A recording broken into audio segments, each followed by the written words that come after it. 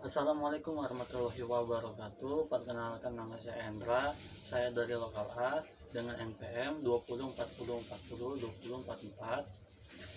Saya akan membawakan materi dari presentasi saya adalah transformasi struktural perekonomian Indonesia. Yang pertama yaitu latar belakangnya.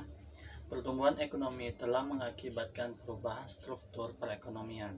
Pada umumnya, transformasi yang terjadi di negara sedang berkembang adalah transformasi dari sektor pertanian ke sektor industri.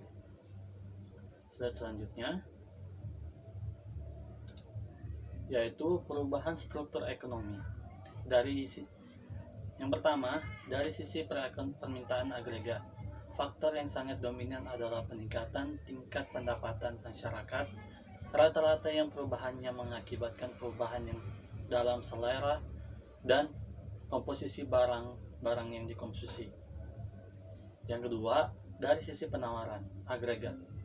Faktor utama adalah perubahan teknologi dan penemuan bahan baku atau material baru untuk berproduksi. Yang semua ini memungkinkan untuk membuat barang-barang baru dan akibat realokasi dana investasi serta rekius utama lainnya dari satu sektor ke sektor lainnya. Lanjut ke slide ketiga, yaitu profil perekonomian Indonesia akhir pelita 5. Profil perekonomian Indonesia menjelang akhir pelita 5 ditunjukkan oleh 4 segi yang mengait dalam perkembangan keadaan, yaitu yang pertama pertumbuhan ekonomi, yang kedua lapangan kerja produktif, yang ketiga neraca perdagangan, dan yang keempat pembayaran luar negeri, perkembangan dalam negeri yaitu inflasi. Slide selanjutnya adalah neraca pembayaran luar negeri. Neraca perdagangan dan pembayaran luar negeri menunjukkan perkembangan yang perlu terus diamati dan diawasi dengan seksama, khususnya yang menyangkut transaksi berjalan. Yang pertama, neraca perdagangan dan neraca jasa. Yang kedua, neraca modal dan cadangan devisa. Dan yang ketiga, pinjaman luar negeri. Proses transformasi struktur perekonomian Indonesia. Yang pertama, proses akumulasi sumber daya produksi. Yang kedua, proses alokasi sumber daya produksi. Yang ketiga, proses distribusi pendapatan.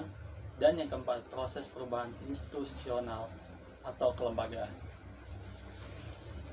Analisis kebijakan transformasi struktural yaitu ada 4. Yang pertama, peraturan nilai tukar rupiah. Yang kedua, kebijakan fiskal.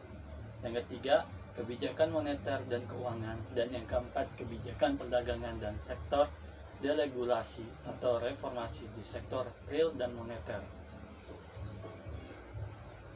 Sekian dari presentasi saya yang dapat saya sampaikan, kurang dan lebihnya mohon dimaafkan. Assalamualaikum warahmatullahi wabarakatuh.